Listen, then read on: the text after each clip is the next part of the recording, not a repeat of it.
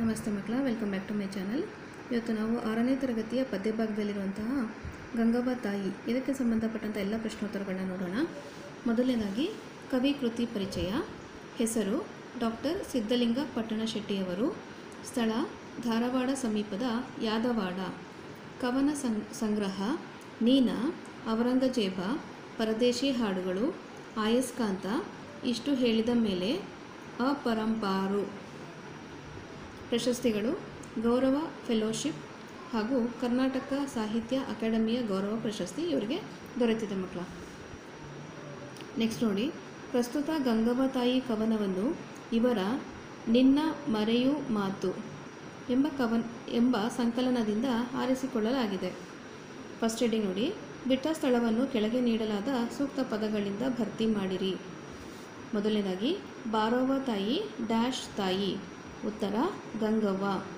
ಎರಡನೇದಾಗಿ ಹೊಳೆಯವ್ವ ತಾಯಿ ಡ್ಯಾಶ್ ತಾಯಿ, ಉತ್ತರ ನೀರವ್ವ. ಮೂರನೇದಾಗಿ ಮೈ ಮನಸ ಹೊಲಸೆಲ್ಲ ಡ್ಯಾಶ್ ತಾಯಿ, ಉತ್ತರ ತೊಳೆಯವ್ವ.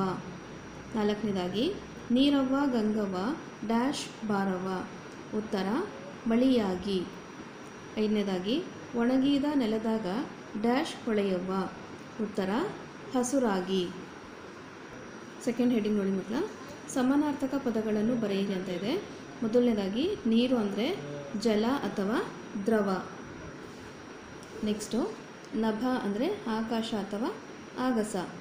ಕುಣಿ ಅಂದರೆ ನೃತ್ಯ ಮಾಡು ಅಥವಾ ಹಳ್ಳ. ತಾಯಿ ಅಂದರೆ ಅಮ್ಮ ಅಥವಾ ಮಾತಾ. ನೆಕ್ಸ್ಟ್ ಹೆಡಿಂಗ್ ನೋಡಿ ಮಕ್ಕಳ, ಕೆಳಗಿನ ಪ್ರಶ್ನೆಗಳಿಗೆ ಒಂದು ವಾಕ್ಯದಲ್ಲಿ ಉತ್ತರಿಸಿರಿ. ಪ್ರಶ್ನೆ 1, ನೀರು ಎಲ್ಲೆಲ್ಲಿ ತುಂಬಬೇಕು ಎಂದು ಕವಿ ಹೇಳುತ್ತಾರೆ? ಉತ್ತರ ನೀರು ನೆಲದ ಕಣಕಣದಾಗ ಮನದ ಪದರದಾಗ ತುಂಬಬೇಕು ಎಂದು ಕವಿ ಹೇಳುತ್ತಾರೆ. ಪ್ರಶ್ನೆ 2, ನೀರು ಹೇಗೆಲ್ಲ ಹರಿದು ಬರಬೇಕೆಂದು ಕವಿ ವಿನಂತಿಸಿಕೊಂಡಿದ್ದಾರೆ? ಉತ್ತರ ನೀರು ನೆಲದ ಒಳ ಹೊರಗೆಲ್ಲ ಪ್ರಾಣದ ತುಂಬೆಲ್ಲ ನಗುನಗುತ್ತಾ ನಲಿಯುತ್ತಾ ಪುಟಿಯುತ್ತಾ ಕುಣಿಯುತ್ತಾ ಚಿಮ್ಮುತ್ತಾ ಜಿಗಿಯುತ್ತಾ ಹರಿಯುತ್ತಾ ಸುರಿಯುತ್ತಾ ಹರಿದು ಬರಬೇಕೆಂದು ಕವಿ ವಿನಂತಿಸಿಕೊಂಡಿದ್ದಾರೆ. ಪ್ರಶ್ನೆ 3, ಒಣಗಿದ ನೆಲದಲ್ಲಿ ನೀರು ಹೇಗೆ ಹೊಳೆಯಬೇಕು ಎಂದು ಕವಿ ಹೇಳುತ್ತಾರೆ? ಉತ್ತರ ಒಣಗಿದ ನೆಲದಲ್ಲಿ ನೀರು ಹಸುರಾಗಿ ಹೊಳೆಯಬೇಕು ಎಂದು ಕವಿ ಹೇಳುತ್ತಾರೆ. ನೆಕ್ಸ್ಟ್ ಹೆಡಿಂಗ್ ನೋಡಿ, ಕೊಟ್ಟಿರುವ ಮಾತನ್ನು ಯಾರು ಯಾರಿಗೆ ಯಾವಾಗ ಹೇಳಿದರು? ಮೊದಲನೇದಾಗಿ ನೆಲದ ಕಣಕಣದಾಗ ಮನದ ಪದರಾಗ. ಯಾರು ಈ ಮಾತನ್ನು ರೈತರು ಹೇಳಿದರು? ಯಾರಿಗೆ? ಗಂಗವ್ವನಿಗೆ ಹೇಳಿದರು. ಯಾವಾಗ? ಮಳೆ ಬಾರದೇ ಇದ್ದಾಗ ರೈತರು ಗಂಗವ್ವನನ್ನು ಕವಿಯ ಮೂಲಕ ಕರೆದಿದ್ದಾರೆ. ಎರಡನೇದಾಗಿ ಹರಿಯುತ್ತಾ ಸುರಿಯುತ್ತಾ ಧೋ ಧೋ ಬಾರವ್ವ.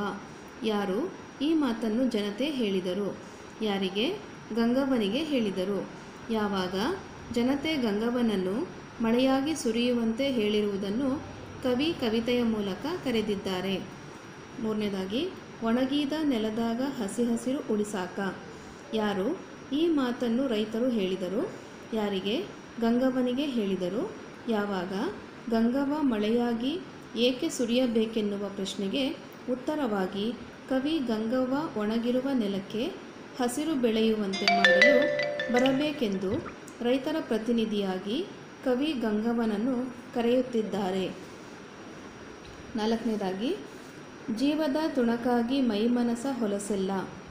ಯಾರು ಈ ಮಾತನ್ನು ಕವಿ ಹೇಳಿದ್ದಾರೆ? ಯಾರಿಗೆ? ಗಂಗವ್ವನಿಗೆ ಹೇಳಿದ್ದಾರೆ. ಯಾವಾಗ?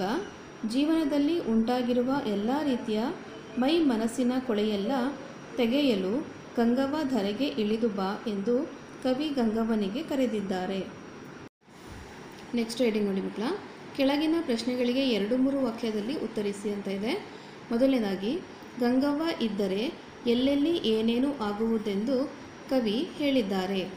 ಉತ್ತರ ಗಂಗವ್ವ ಇದ್ದರೆ ಒಣಗಿದ ನೆಲದಲ್ಲಿ ಹಸಿರು ಅಲಂಕರಿಸುವುದು, ಹಸಿರು ಹಸಿರಾಗಿ ಬೆಳೆದು ಎಲ್ಲರ ಉಸಿರು ಉಳಿಸುವುದು.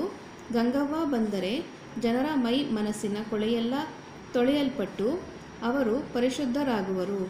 ನದಿಯಾಗಿ ಹರಿದಾಗ ಹನಿ ಹನಿ ಕಣಕಣವೆಲ್ಲ ಜಿಗಿಸಿ ಎಲ್ಲೆಲ್ಲೂ ಸಂತೋಷ ನಗು ನಲಿವು ಕಂಡುಬರುತ್ತದೆ ಎಂದು ಕವಿ ಹೇಳಿದ್ದಾರೆ? ಎರಡನೇದಾಗಿ, ನೀರು ಯಾವ ಯಾವ ಕೆಲಸಕ್ಕೆ ಬೇಕು ಎಂದು ಕವಿ ಹೇಳಿದ್ದಾರೆ?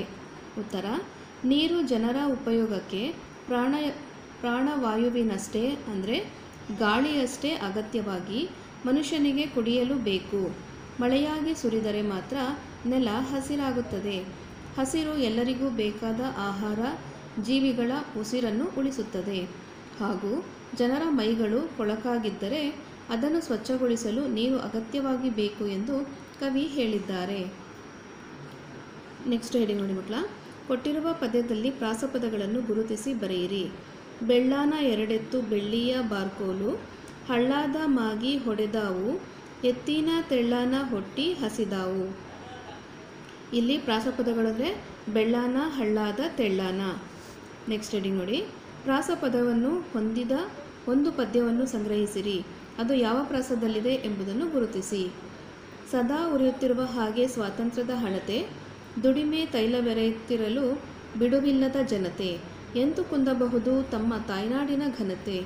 ಇಲ್ಲಿ ಹಣತೆ, ಜನತೆ, ಘನತೆ ಈ ಮೂರು ಅಂತ್ಯಪ್ರಾಸವಾಗಿದೆ ಮಕ್ಕಳ. ಇಲ್ಲಿಗೆ ಗಂಗವ್ವ ತಾಯಿ ಪದ್ಯಭಾಗದ ಎಲ್ಲ ಪ್ರಶ್ನೋತ್ತರ ಮುಗಿದಿದೆ ಮಕ್ಕಳ.